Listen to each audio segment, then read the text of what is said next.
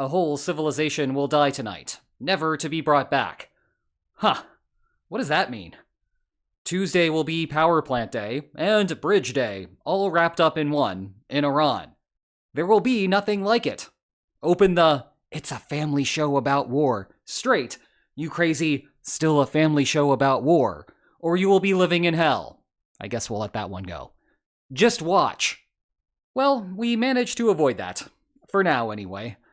Tuesday brought less of a civilizational erasure and more of a ceasefire-like substance, which took less than a day to be riddled with holes.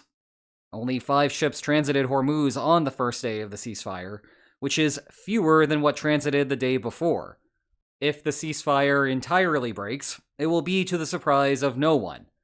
And then, soon thereafter, we will likely see more Truth Social posts along the lines of "A whole civilization will die tonight, never to be brought back."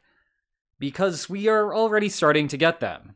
If Iran does not fully comply with the ceasefire, then the shooting starts, bigger and better and stronger than anyone has ever seen before. Okay then, let's have an honest conversation about destroying a civilization, and specifically, why it is not a great idea. But that means discussing a less persuasive argument about international law first, a possibly persuasive, possibly not persuasive argument about backlash effects, and then a truly persuasive argument about how best to negotiate when you are trying to hold something hostage. If you are new here, first, welcome, but second, I suspect that you think I'm about to dive into 10 minutes on the finer points of international law. I am not. Because international law is ridiculous. Well, sure, I guess it is nice to have something to aspire to, but in terms of practical realities on the ground, it is virtually meaningless, and that is what makes it ridiculous. Nevertheless, the modal reaction to Trump's Truth Social posts are shock and horror. You can't do that. That is against international law, they will say. Okay, so what? What is going to happen if Donald Trump breaks international law? Is someone going to come and arrest him? What is the United Nations going to do? Sanction him? Sanction him with their army? Oh, wait a minute. The United Nations doesn't have an army. Have we learned nothing since George W. Bush and Iraq? The United Nations, like every other international organization of its kind, is toothless. Now, do not get me wrong. Toothless international organizations can still be very useful and improve the welfare of everyone involved. My actual game theorist, actual professor, academic alter ego has written extensively on that subject. But the type of international organizations in question certainly do not succeed by forcing anyone to do anything.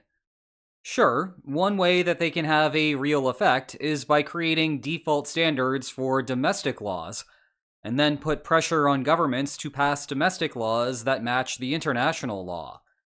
That works because domestic laws tend to be more enforceable. But do not bet on that having a meaningful effect here.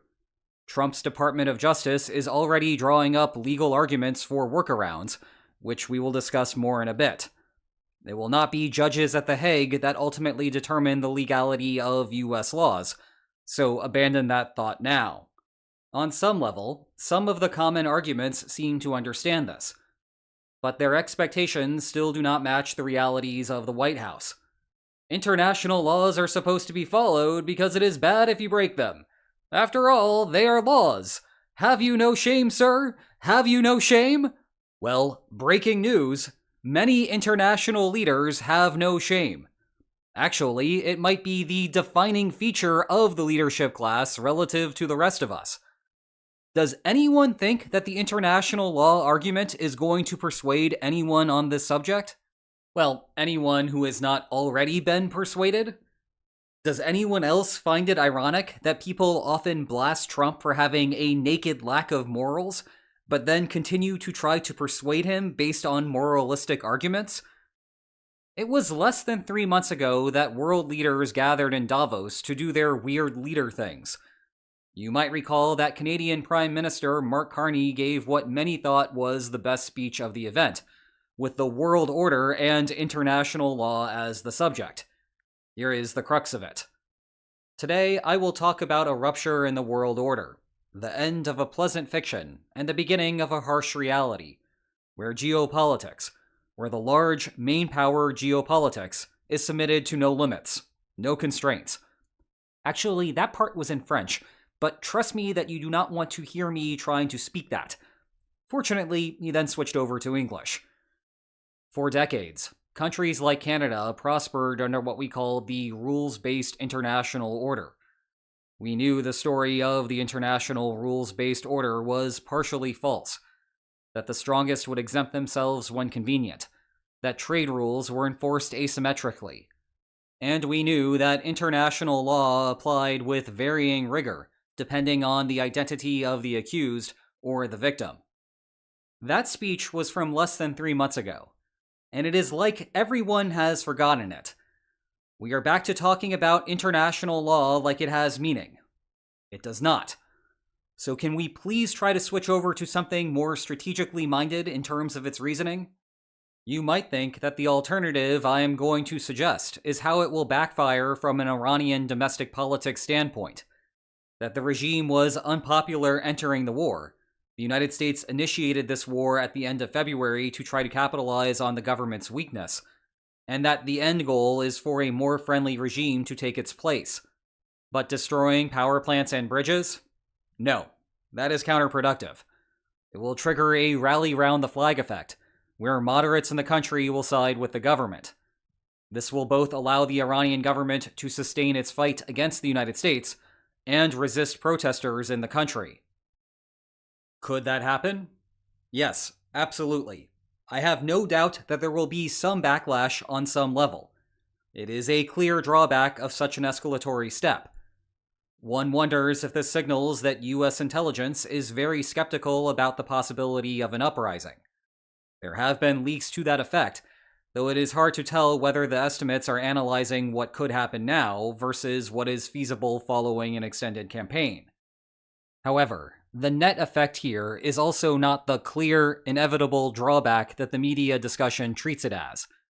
Indeed, the potential problems with the argument are twofold. First, as a general point, this is not a zero-sum game between the United States and the Islamic Republic of Iran. Citizens are not choosing one versus the other. If there is an opportunity to overthrow the government, that same core of protesters from January will undoubtedly still take the opportunity. The question from the Iranian government's perspective is whether they can convince the moderates that it is, in fact, a zero-sum game, and the devil that they know is better than the devil in the White House. So, are the Iranian people aware that the United States cannot feasibly take over and administer Iran? Are they aware that the United States has no boots on the ground, only has the ability to place a few thousand boots on the ground as it stands now, and would need orders of magnitude more to even attempt a manual occupation of the country? And were they watching how Iraq worked in 2003, when the United States indeed overthrew the country's dictator, but wanted nothing to do with the idea of turning it into a US protectorate? The second potential flaw with the predominant backfire belief is the economics of the situation. Part of what drives whether someone wants to protest is the opportunity cost to do so. People with decently paying jobs tend to continue their day-to-day lives, even if they hate the government, because things are relatively good for them, and protesting is risky. Well, if you throw the entire country into a blackout, things will start looking not so great for those people. Will they be frustrated that the United States military caused it? Maybe. Will that change their dislike of the Iranian government? Probably not. The only difference is that they can do something about the Iranian government. There is not much they can do about stopping US bombs from raining down, except, ironically, by overthrowing the Iranian government. Consequently, we will have to wait and see about the net backlash effects if the United States ever invokes this strategy. Finally, though, we need to get to the big issue. There is a fundamental problem with destroying infrastructure. It is an issue that we have discussed at length involving the Russia-Ukraine war, both in terms of the infrastructure there, as well as the Kremlin's cash that Europe is holding hostage. And hostage is the right framing here, even if we are talking about infrastructure. Once you destroy a bridge or a power plant, there is no simple switch to flip to restore it. And it is a problem if you are engaging in coercive negotiations with an opponent, say over the Strait of Hormuz. Your bargaining leverage is defined by what you can expect to obtain by fighting, and the costs that you can impose on your opponent, assuming you fight to a military conclusion. Perhaps counterintuitively, you do not actually want to impose those costs on the opponent over the course of fighting. Not until the very end, when the last possible round of negotiations has failed anyway. That is because, if your opponent suffers that cost early, it has no impact on the opponent's decision-making later. It is just gone. And that means that the opponent's costs of continuing the war decline. You lose out on some of your bargaining leverage.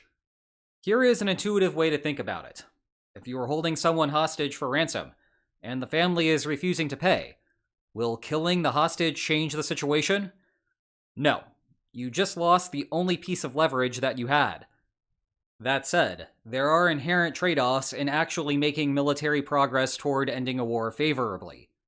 Achieving military objectives means pushing the war's expected outcome in the direction that you want, but inevitably imposes unrecoverable costs on the opponent. Despite that, you can gain bargaining leverage if the outcome shifts favorably by a larger margin than the unrecoverable costs imposed shift unfavorably. That, for example, is why Ukraine striking Russian refineries is generally a good idea. The facilities can be fixed in a relatively short period of time, so the unrecoverable cost part is small. But Russia loses out on the revenue, pinching the Kremlin's budget constraint and giving Ukraine fewer soldiers to face on the battlefield.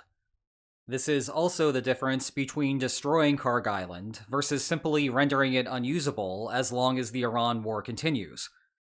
From the opposite perspective, it is the difference between de facto shutting down the Strait of Hormuz versus overloading it with mines for the foreseeable future, peacetime or wartime. Actually, international law makes this concession. You are allowed to target infrastructure that supports civilians, so long as it has a proportional military effect. Now, who interprets what is proportional is where this all breaks down. You know that is exactly where the Department of Justice is headed with this, even ignoring the issue that the United States is not party to some international agreements on the subject, like the Geneva Convention's Additional Protocol 1.